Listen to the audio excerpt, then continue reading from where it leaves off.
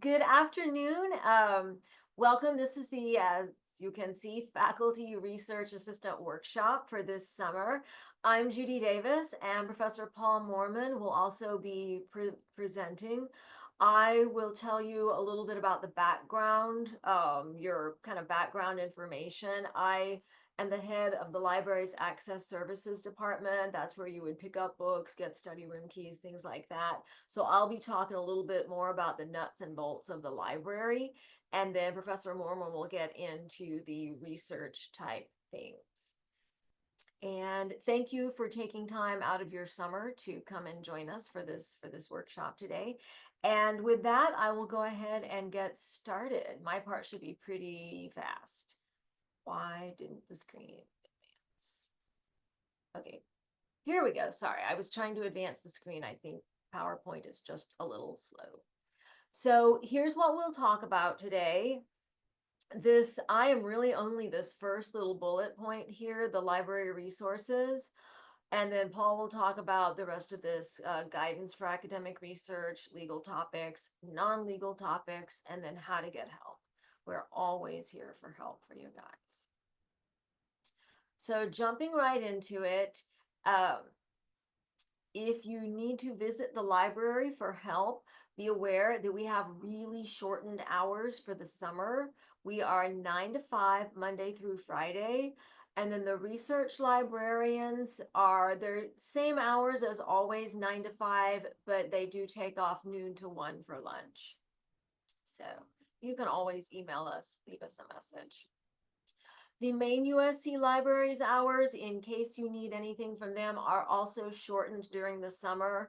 This is just a little overview of their hours. Sometimes they change on a daily basis, so I would recommend you check them out here at their website, libraries.usc.edu, if you do need to go get anything from them, especially if you're going to make a trip to campus for it. Always check in advance. Okay, on to the nitty gritty. So you may have checked out books from the law library before, is probably course reserve books, or if you're on a journal, you might have checked out something. So you know that you have a library account. So now working for a professor, you can actually get a second library account. We call it an RA account. And it's attached to your professor's name. And that is because almost invariably, you'll check out a book for research, and then your professor may want to look at it. And they may still need it when you are no longer their RA. So, this is why we have this special account for you guys. So, the first time you come to check out a library book for your work for your professor, tell us that you're an RA, and we will set up a special account for you. That way, if your professor ends up keeping the book or whatever, you won't be held responsible for it.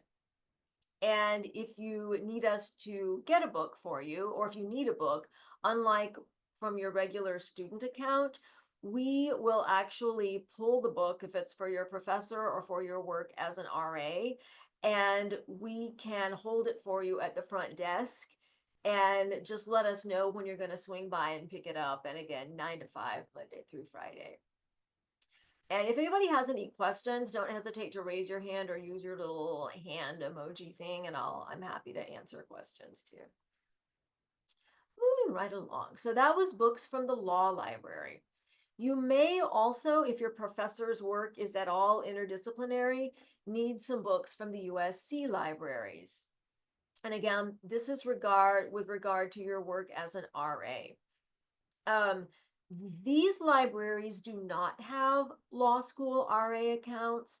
So in this instance, if you need a book, say from Doheny or Science and Engineering, anything that is not the law library, we will get that for you. So email us.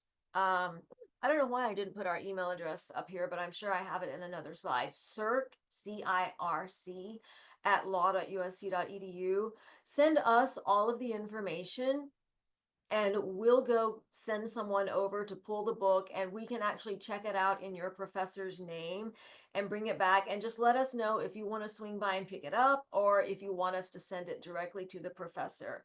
And that's how we get around that, so that you don't have to check out books from the campus libraries in your name on behalf of your professor and then have something go wrong. Another thing here, if you have looked at the university library's catalog recently, sometimes a book will be at a location where you can't go pull it off the shelf, such as at the Grand Depository over on the other side of like Flower Street. Same thing, don't try to do this on your own, even though they will let you sign in to request a book. That's going to put it on your account.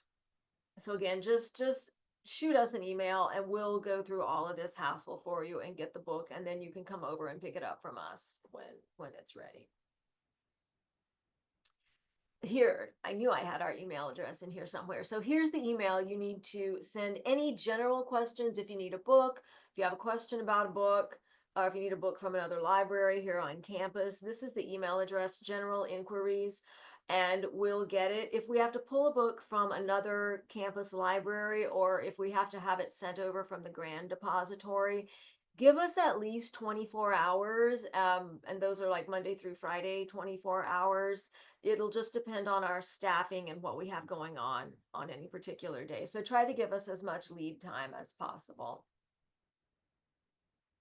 Now, if you need a book, or you think you need a book that is not available at USC, we have a process we call interlibrary loan. So that's if it's not available at any library on campus, then we can still probably borrow it from another university. So this email address is ill@law.usc.edu. And if you're not sure, you can still email the CERC address.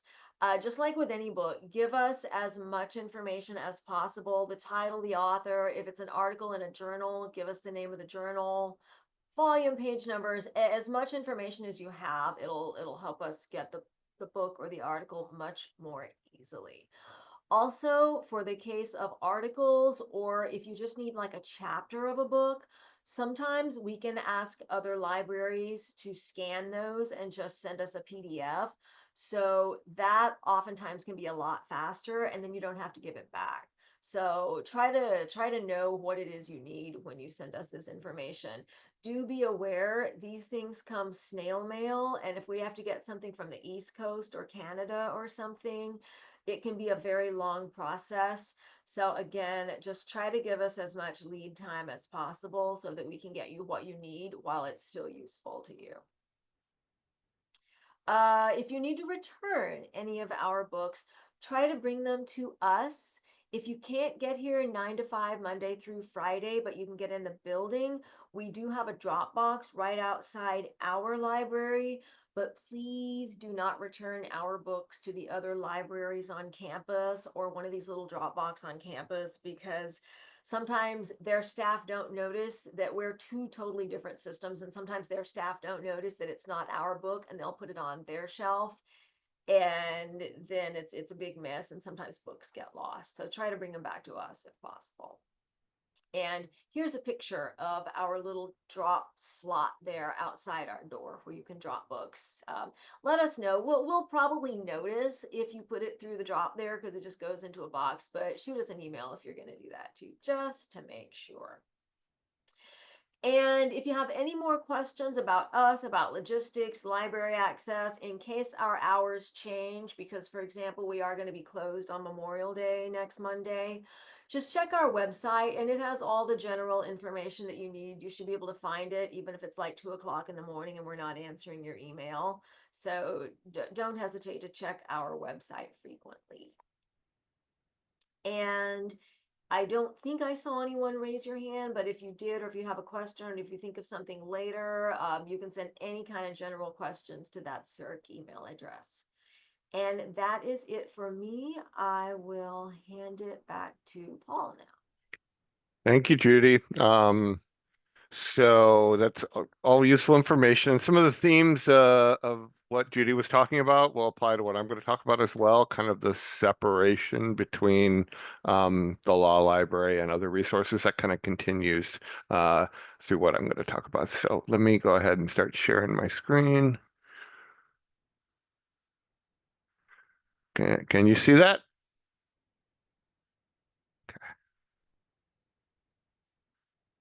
Okay. Okay. So I'm going to talk a little bit about researching, and this is going to be more for academic research and academic research generally, not just on legal topics. So we've got a rather interdisciplinary faculty. Many of them have PhDs in disciplines other than law. And depending on who you're researching for, they may very well ask you to do research or have some discussion or you may need to go into those areas. So this is when you start kind of channeling some of the research that you did when you were an undergrad, as far as the types of sources, kind of broad-based, being reaching outside of kind of the confines of Lexis and Westlaw or legal research in general. So because you know not everything Lexis and Westlaw are great for representing clients and finding legal topics, they may not necessarily be great for other types of research. So for the reasons I have listed here, there may be limited historical coverage. It doesn't always go back in time very long. So depending on the circumstances, your professor may want you to really kind of research something that occurred, or find older resources, as well as it doesn't always have PDF images. You can usually kind of work that pretty well within some of the way that Lexis Westlaw present that information as far as finding page numbers, but it may not be sufficient for your purposes. So, let's see. Okay, it's just being slow. Okay, so this is kind of whenever you've got a research topic, um, and especially if it's in an unfamiliar area and you don't necessarily know like what types of sources might be helpful, um, you might want to think in terms of like the big picture. Is it law or is it not law? If it's law, you've got a couple of resources that I have listed here. We have research guides for the law library. We also have a list of databases. These are law-specific databases. It's much broader than the list of, than the two that we mainly focused on in legal research. And then we also have our catalog. So that's this is where you can kind of think about ways to places to turn once you are researching a particular topic. I mean, what's nice is that research guides can give you kind of a little bit of description about what the law is, and then refer you to sources that might be helpful specifically for that. Might be general or it might be more specific to the issue you're researching. The databases themselves, again, you can find long lists of databases. Now we've got our law-related databases on one page, and you can kind of scroll through those and determine which ones might be helpful to you. But a good research guide will usually refer you to the databases that would be most helpful. And then finally, the catalog. Now, catalogs are something that for scholarly research are very helpful because, and this applies both with our catalog and the Maine University's catalog, is that you can find title level access, meaning you can find like the books, the books, but then also with certain limited circumstances, especially with the Maine Library catalog, you can find references to articles as well. So again, so that's for legal topics. For non-legal topics, you've got the same kind of division, but it just gets much bigger and much more comprehensive. So we've got USC Libraries has a very robust research guides selection. Plus, you can always, and I do this relatively frequently, just run a search, Google research guide or library guide for the topic that you're researching, and you will find guides from a variety of sources and other libraries. The nice thing about the guides that we have listed within our library system are that you will have access to the resources. If you're referring to another library's guides, they may refer to databases or sources that we do not necessarily have. So you would have to try to determine that and kind of determine whether we have it or whether there's an equivalent that we do have. Likewise, with our A to Z databases, this is a massive list of databases. That the Maine University subscribes to on all sorts of topics and disciplines. And they're, that can be a great source to see what's available. And then finally, their catalog is very robust and sophisticated, more so than ours. And it provides a lot of information about what USC has, both in print and online, but it also provides a lot, it'll provide some direct references. So you can use it. Consider this as one of the go-to sources for researching the Maine library catalog. And I've got a few slides about that later. So this is the places to start, essentially, your research. So here's the link to the law library catalog, so research guides. So you've got research guides here. Here's the link, lawlibguides.usc.edu. And then they're broken up by catalog, by subject. So that's a reference there. Some of you may already be familiar with that.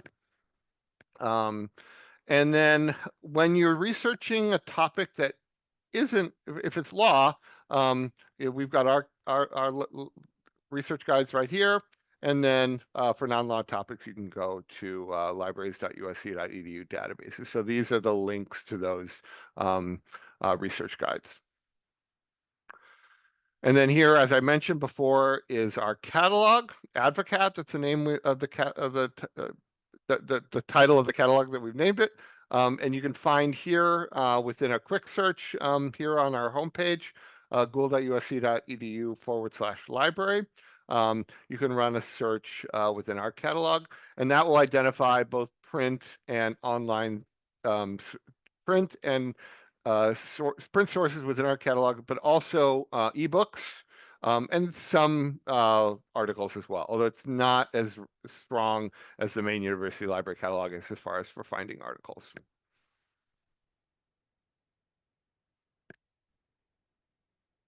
Okay, so now I'm going to go into some specialized legal databases. This is not exhaustive, but it'll kind of give you an idea of the types of resources that might be helpful to you.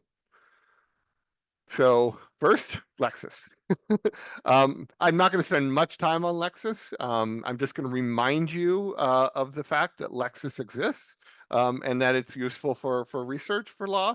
But and for your purposes, for most of you, you're going to be focusing on the secondary materials. Okay. So here we've got some treatises, guides, and law reviews and journals, especially the law reviews and journals, depending on what your faculty member is interested in. You can search Lexis. Just remember, it's not necessarily doesn't go back historically. And I've got an alternative for that if you need to research historical law reviews and sources. And it's also not necessarily in PDF. So those are kind of the, but it's quite comprehensive for most law reviews and obviously a wide selection of treatises and practice guides. Likewise, for Westlaw, you want to focus on secondary sources as well. And so you can find that here. If you click on secondary sources on the content type, you'll see text and treatises and law reviews and journals listed as well.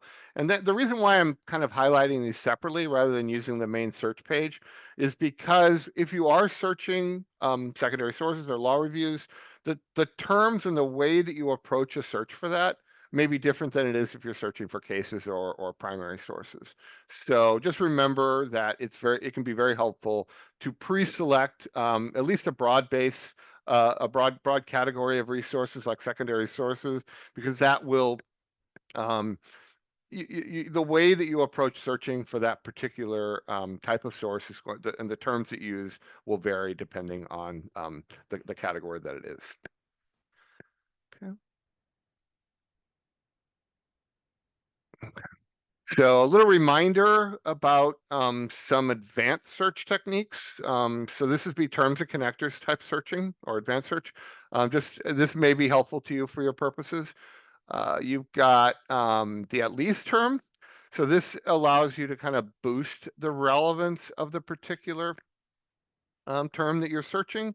If you do at least number, and that number stands for 5 or 10 or 50. And the more that term is found within the document, the relevance increases. So that's how you can use the at least feature within the terms and connectors searching options.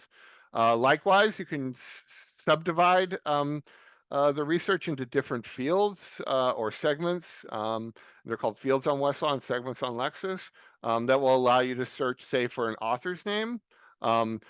Here's an example of using the author field AU, and then you put Greg, and then Greg within 2 words. If you remember from legal research, if you're searching for a name within a terms and connectors context, a great way to do that is to use the /2 connector within 2 words of each other, and that will find that will account for the middle name or any middle initials and whether the first name or last name are first. Sometimes it'll be listed in certain sources by the last name first. So all of those are kind of addressed whenever you do /2 or potentially /3 within the words of each other. And likewise for title and field segments, if you put within the title field the title of the source that you're looking for in quotation marks, that can be really, really helpful. If it's a very common title or a one-word title, which you sometimes find, you may combine that with other search terms as well, such as author or topic. So that's just a reminder about some more advanced searching techniques. And then a little bit about Gen AI. I'm not going to go into the details. I will actually reference for those of you who may have had the opportunity to attend our spring workshop on Gen AI. When I send these slides out, I'm going to go ahead and send that Gen AI workshop available to you as well that Amber did. She's included within this. She's attended, or Professor Kennedy Badol. So I'll go ahead and send that to you as well. But I'm just going to kind of remind you about these Gen AI tools. I hope many of you have had a chance to kind of work with them. Just as a reminder, the 2 main ones that you have access to within the legal arena are Westlaw's CoCounsel and Lexis's Protege. Both of these are included within your academic accounts. There are others out there which we do not have access to. And then likewise, there are some non-legal or more general purpose Gen AI sources, which I'm sure you've heard of by now, ChatGPT and Gemini. In particular, I've been kind of taking advantage of some ChatGPT. They have something called Deep Research that's been pretty helpful. And so that this is something, you're now in a world where this may be appropriate for the type of research that you're doing, and I just want to remind you of that. A little bit about, let's see, how you access. So this is Lexis's Protege. If you haven't gone to it already, I encourage you to do so. Once you click on the little Protege link after you've logged in, you'll get this prompt to either ask, which is essentially a kind of a research-related question. You can ask it to draft something as well. Or you can ask it to summarize a case or a statute. And then finally, you can also upload, although there's some limitations on how many documents you can upload, there is an option to upload documents as well. Again, I encourage you when I send out the link to the AI workshop, when I send out the link to the recording to this, I encourage you to take advantage of that as well. This is the way Westlaw's CoCounsel looks, very similar. You've got your researched chatbot, you've got your summarized chatbot, you've got kind of review, where you can kind of pinpoint key legal information and documents, and then also to draft documents as well. So depending on the circumstances, what you're looking for, either of those 2 might be useful within the legal context. And the nice thing about Lexis and Westlaw's Gen AI tools is that they're based on their own content. So unlike ChatGPT and some of the more general purpose ones, they're very, they're relying a lot, they're borrowing from resources, the Gen AI tools from elsewhere, but then they're kind of using their tools to train it.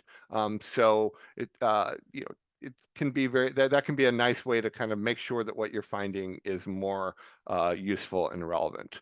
However, everything I said, with some limitations, as I'm sure you are quite aware of if you're following the news about, it's continuing to happen, where there are people who are using it inappropriately and failing to verify the information and then getting caught by judges. And so we don't necessarily want that to happen to you. So a couple of things that I would recommend before you use it for any purpose this summer, wherever you're working, either with the professor, or if you're working anywhere else, make sure that you get permission to use them and which one they want you to use before you do any work on it.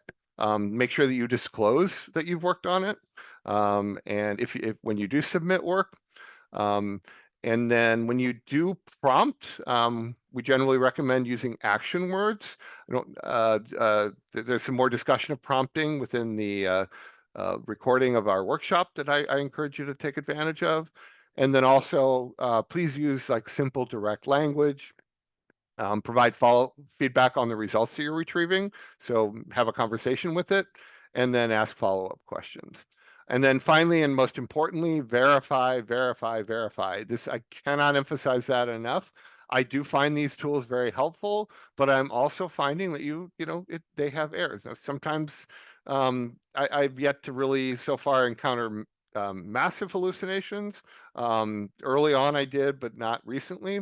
But I'm definitely finding information that's either there's some citation errors within it, or the information doesn't quite accurately reflect what you're finding. So you must, for anything that you would find within this within a Gen AI tool, make sure that you verify it by reviewing the source that it's referring to, and kind of making sure that it's accurately reflecting the information, and not just that it's may very well be real, but make sure that it's how the Gen AI is summarizing it is accurate based on what you're finding. So that's kind of my just brief overview on Gen AI for purposes of this training session. So now I'm going to go into some more traditional sources. A couple of for great databases by research type. For legal scholarship, I highly recommend, as I showed you before, law reviews and journals on Lexis and Westlaw.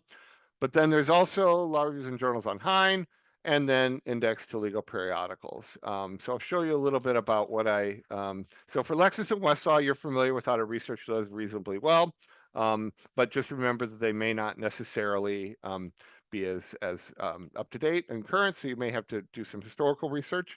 So when there's if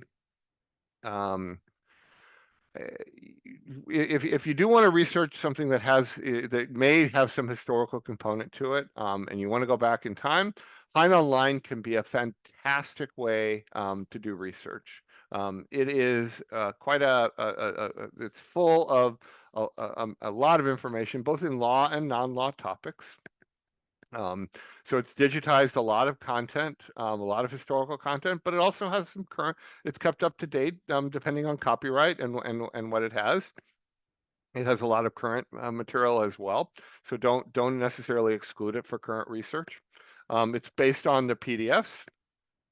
And it started off kind of as a law review source for historical law reviews, but it's branched out much, much broader than that now, and it covers a lot of non-law stuff, as well as historical treatises, a lot of government information, and other primary sources, international research. So it's quite extensive in what it has. And the searching, here's an example of some of the libraries that you can find. So you've got COVID-19 research, but then English reports, at the same time. You've got a whole database on taxation and economic reform, which kind of goes into like how the Internal Revenue Act was created and kind of goes back in time. You'll have all the information related to that. You've got information on legal classics, and then it has something on foreign legal periodicals. So it just runs the gamut. Um, so it's got a lot. You may find references to individual libraries within research guides that you may not necessarily know exist. So that's one of the advantages of checking a good research guide, is that you will find references to these kind of unique tools that may be buried within another source like Hein Online. Okay, so next I'm going to go into foreign and comparative research. So a little bit about terminology here. I'm going to talk first about foreign law, or foreign and comparative law. So essentially when I talk about foreign law, I mean the law of the domestic law of the non-US, so outside of the US. And so that depending on the type of research that you're doing, you may find that that's appropriate. Their main tools that we have for you, the best one is probably the Foreign Law Guide. It's a subscription resources on our online resources page, and it provides a pretty thorough overview of the law in a particular country, and it will include references to specific laws, even into or references like what kind of legal system they have, like where major sources are published, both online and in print. And even down to by subject, like this is a civil law code, and where you can find the civil law code in a particular country. So it's a great resource if you're going to be researching the law of another country. There's also something called the Index to Foreign Legal Periodicals. That is actually one of the Hein databases I mentioned before. It's one of my go-tos for references to journal articles on a non-US topic. Sometimes some professors really want to find out how issues are being talked about in outside of the US context. And obviously some of those may not necessarily be in they may be in other languages, but what's nice about the Index to Foreign Legal Periodicals is that you can find those articles that are written in non-US journals, and even if they're written in another language, you can still locate them based on their topic. So it's a good way to kind of find out how the rest of the world talks about a particular issue. And then finally, there's a database called Global Regulation, which is somewhat misnamed. It should really be Global Laws, because it has more about laws that come from the legislative branch or whatever lawmaking body, as opposed to kind of as a distinction between the regulatory system. Well, that does have some regulations as well, but it's primarily laws. But what's nice about global regulation, again, it's got a large number of translated laws, but they're machine translated, but they're pretty solid machine translations. So you can use English and search across, over 90 countries and find laws on a particular topic, and then kind of retrieve them. And then usually there'll be if it's not in English, you'll see the original language, and then you'll see the translation next to it. So you can kind of see where it's coming from. And if you speak that language, you can kind of verify how valuable that translation was. So those are some of the three best sources for researching the law of other countries. Next, I'm going to talk a little bit about international research. So this is researching the law, the international law, how nations, the international system works. So for that, some of my best tools for starting are the Max Planck Encyclopedias of Public International Law. This is one of my absolute go-tos whenever I've got a international law or public international law topic. It has fantastic articles, encyclopedia entries, but that kind of doesn't give them the full breadth of what they really have. They run from very broad topics like international criminal law. You'll see an entry, but then they'll also have very narrow articles on very specific topics, or people, or kind of treaties. So it can be really helpful to get a good overview on almost any international law topic that you might be researching, and is a great starting point. And there'll also be, within the encyclopedias, they'll often have a bibliography of both secondary sources as well as any sort of documents that are associated with it, legal documents that you should be able to pull up. And likewise, there's something called Oxford Bibliographies of International Law. This is a little bit broader database, so it doesn't provide as much. It doesn't have the depth or getting into the nitty gritty on public international law topics, but it does have good, solid bibliographies on any sort of international law topic that you have that can also be useful.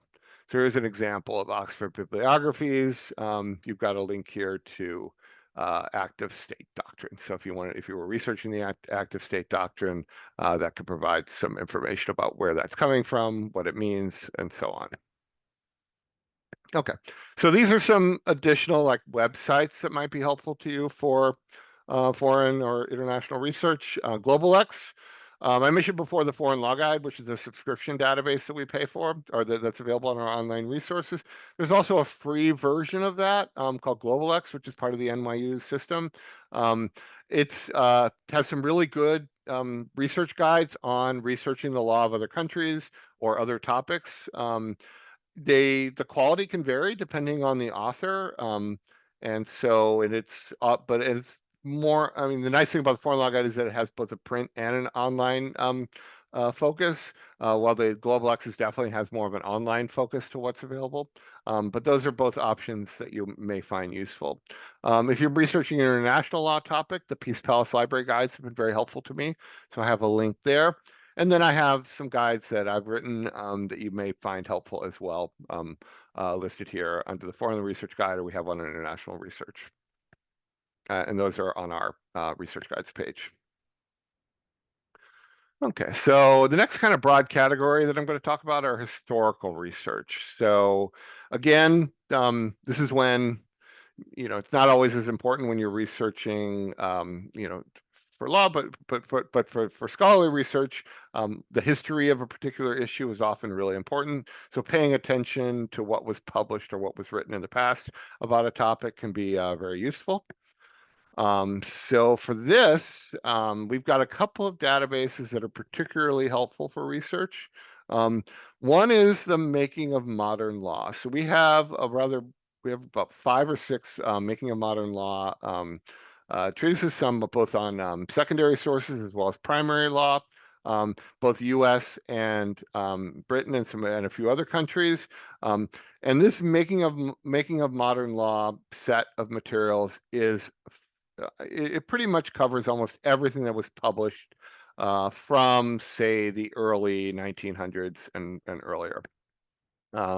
So especially in English, they've done a really good job of kind of making sure that they catch the treatises. And it also has different editions. So a lot of treatises that have been publishing for over 100 or 200 years, you'll find sometimes the early, kind of like the version that was published in 1810, the version that was published in 1830, and the version that was published in 1880 or something like that. So you can kind of see all of the different versions over time. So it's nice. It's all searchable. And it's all in PDF. So it's quite a valuable resource if you are doing research on a historical topic as far as in law. Likewise, LMC is great for historical primary sources. Now, we just got a notice about a week or two ago that LMC was going to be changing or updating their search interface. I'm kind of excited. I haven't seen it yet, but it's supposed to be happening this week.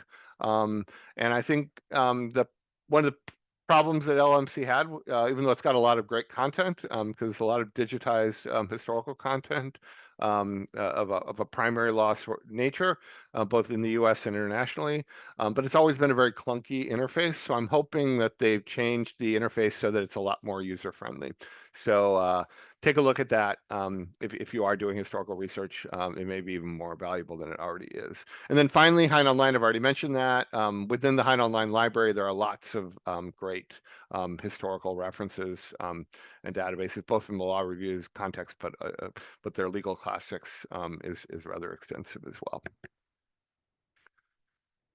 Okay, so next a little bit about legislative history. So this may come up, and this is not an uncommon task for research assistants to do, is to research the history of a law or a regulation. Um, so the nice thing is that you don't necessarily have to do that yourself. Somebody has already done it. And if that's the case, especially in the federal context, um, these are a couple of tools that can be really helpful that will have done that you can pull up what the, kind of compile that legislative history or compile that regulations history using either ProQuest Congressional or ProQuest Legislative Insight, which is great for federal legislative histories, and then Regulatory Insight. So if this is really your go-to when you've got a legislative history question, especially federal. This should address a lot of the issues. And every time I get a legislative history question, this really helps for a lot. Now, there's a chance that you don't necessarily, depending, especially in the state context, you may not necessarily find. There are research guides to help you research state legislative histories and so on. But you probably need to, for that purpose, I would really contact one of us to help you get started, to find out what the resources are. Those are a little bit harder. And a lot of times the information isn't as readily available as well. The federal government is generally quite well documented about what's happening. That's less so in states, and then within the states, some are better than others. California is often better than some other states, but some states have almost no legislative history that you can find for most laws. Okay, so I guess if that's the case, if those tools that I mentioned before don't work, then you should just make sure that you contact one of us for assistance. We'll be more than happy to help. Okay, a little bit about non-legal research. So I mentioned before, we're going to be focusing now on kind of non-legal topics, as you know, from the slide that I had before. Again, research guides can be helpful, or the A to Z database, or the broad category for the catalog that can be searchable. So the USC Libraries research guides are libguides at usc.edu.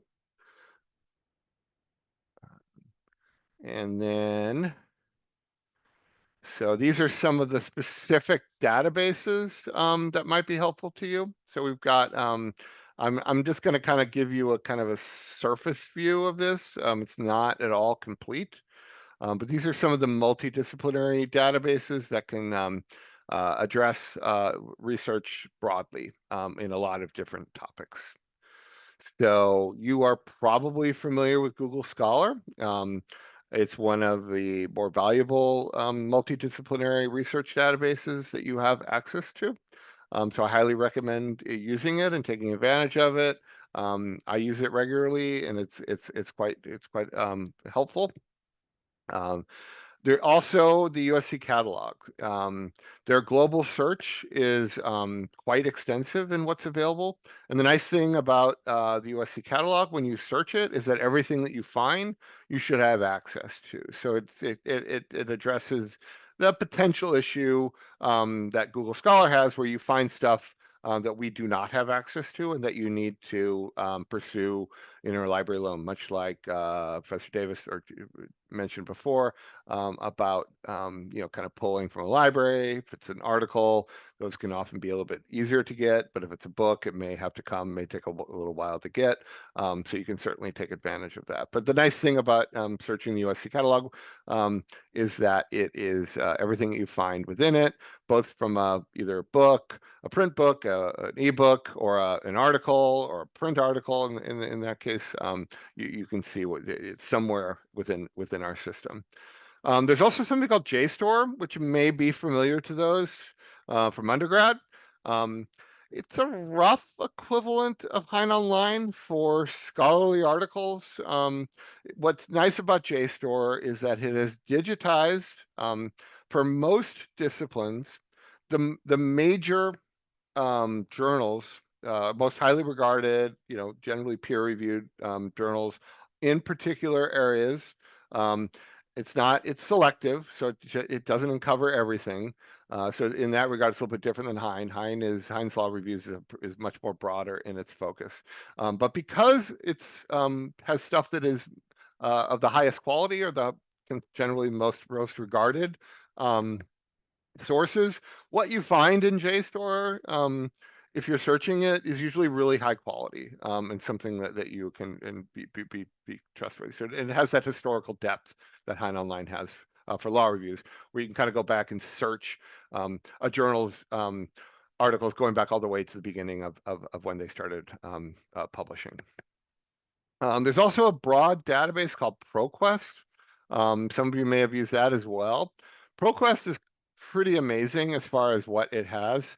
It covers a lot of scholarly sources, but also a lot of non-scholarly sources like news and magazines and stuff like that. So it's a pretty robust source, and it's got a lot of different libraries and newspapers, like historical newspapers. So again, much like Hein and some other sources, you really do need to kind of identify within the ProQuest system what it is that you try to find, and then kind of cater your search depending on that. So I could do a whole hour on ProQuest because it's so broad and useful, but yet I'm mainly just mentioning it here. The main thing I would recommend if you are going to ProQuest is to kind of pay attention to the databases or libraries that you're in, like what types of sources are covered. There's another multidisciplinary source called Web of Science that I use pretty regularly. It's really heavily focused more on the social sciences or kind of the hard sciences. They've kind of divided, you can kind of pick and choose which one of those you're kind of emphasizing. Within the social sciences, it does have a pretty good coverage of law. But I find it nice as a good way. It's an index. It has a lot of historical depth because it's the online version of an index that's been publishing for well over 100 years. And so it has that depth, and also nice because it doesn't always necessarily, you're not searching the full text, you're searching kind of the titles and abstracts. It can be a nice way to kind of use broad terms and not be overwhelmed with stuff. So most of the stuff that you find can be quite useful. It also has a really good citation citing reference search that can be a useful way of searching for articles. And then finally, you may be familiar with ProQuest CRS reports.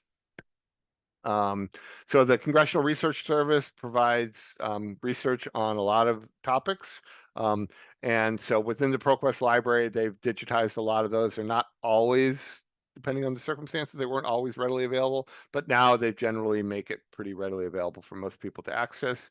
There are some that will be a little bit more challenging to find that you may find references to, but the ProQuest CRS reports is a pretty comprehensive list. Not 100%, but close.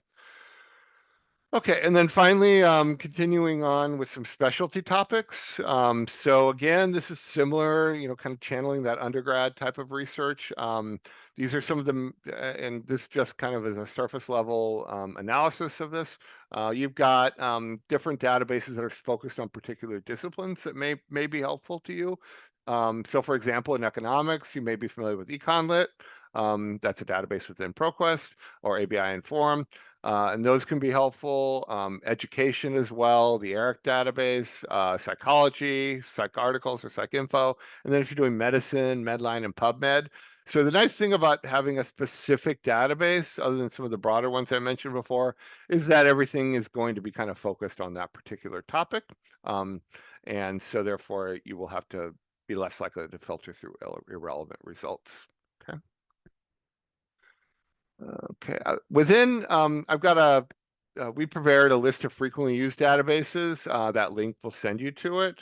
Here's a screenshot that will kind of highlight some sources depending on the type of research that you're doing. So this may be helpful to you in identifying databases, specific databases on the topics that you're researching. So take a look at that after later, after you've had a chance to kind of review the slides. And then finally, I'm getting closer to talking, kind of closing up and kind of talking about like how can you research smarter and not necessarily harder, kind of like paying attention to ways to streamline the research. Highly recommend using Google Scholar. And within the Google Scholar system, you want to make sure that you select USC. So I'll tell you how to identify, if you haven't already, USC as the library for you, so that you can identify what we have. Likewise, if you haven't done this already, I'll talk about LibKeyNomad. LibKeyNomad is a browser extension that, again, when you're searching the web, you can identify what we have available within the system. So it kind of can help streamline the process. So for Google Scholar, you can certainly, if you haven't been to it, go. I recommend it but if you want to make sure, that you highlight what is available within the USC library. So when I identify you as a USC affiliated user, you can click on the three lines, and you'll get a page under settings to library links. And if you library links will allow you to select USC as your library. So here I've done this, and you'll see find it at USC. And then when you're in, so this is the process. You select the three dots in the upper left, search for the University of Southern California, and then select a box next to the University of Southern California, find it at USC. And then when you're searching Google Scholar, you'll see a reference to find it at USC that will help you to kind of streamline and make this a little bit easier to find. Likewise, oh, sorry, I forgot I had a little highlight there. And then LibKeyNomad. So again, if you haven't done this already, I recommend it. This is useful for searching the web, using general databases like Wikipedia or Google Scholar. You find an article, you go to the source. It'll help you to kind of identify whether the source is something within the USC system that you need to kind of authenticate yourself first. You can go to thirdiron.com, download Nomad. Depending on which browser you're using, select the browser. And then, so for example, here's an article that I found online. And then within that article, you've got download PDF. So it's kind of, depending on whether you already authenticated within the USC system and using your USC Net ID, this will essentially tell you that yes, this is something that you should have access to. So it's a great way to kind of save a little bit of time trying to determine whether it's something that USC does provide access, or that you would need to pursue an interlibrary loan for some other tool. Okay. There's some tools that you can use to organize your research. There's some citation management tools. RefWorks and Zotero are two that are particularly helpful. And then there's also a third one, SearchRSM, which I don't have as much experience with. But it's is law focused, so you may find that. And I think it's part of the Zotero network. But take advantage of those to help you manage your citations. And then finally, and probably most importantly, just remember that we are here to help you with your research. We work closely with RAs all summer long, and don't be afraid to reach out. Your faculty will, hopefully they will encourage you to do so. And if you get stuck or you need guidance, we are available in any way that you want. So we're here all summer. We've got our guides, and then you can also don't be afraid to ask your professor for any clarification, or from us. And then finally, if you're researching on Westlaw, Lexis, or Bloomberg, which you should have no restrictions on that, because you're working for a professor. So don't be worried about whether you're violating any sort of licensing by working this summer. You can for as an RA, but they also have their helplines. So if you took advantage of those. But the 1-800 numbers, both Lexis, Westlaw, and Bloomberg, have very useful kind of reference attorneys that you can contact as well. That can be very helpful for specific information within the Lexis, Westlaw, and Bloomberg systems. And then finally, for us, you can email reference@law.usc.edu. We're available to have appointments. Or by Zoom appointments, or if you're here on campus, you're welcome to meet with us in person. And then you can also follow us on social media. So I am losing my voice, so just in time for questions. So let me go ahead and stop my sharing. So how was that? That was a kind of a real whirlwind of information. Does anybody have any questions?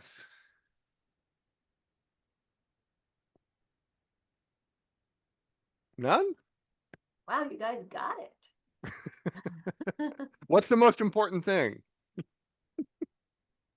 We're here to help. Yeah, ask for help. Yeah, Yes, yes. Don't be afraid to ask for help. That's why they pay us the big bucks.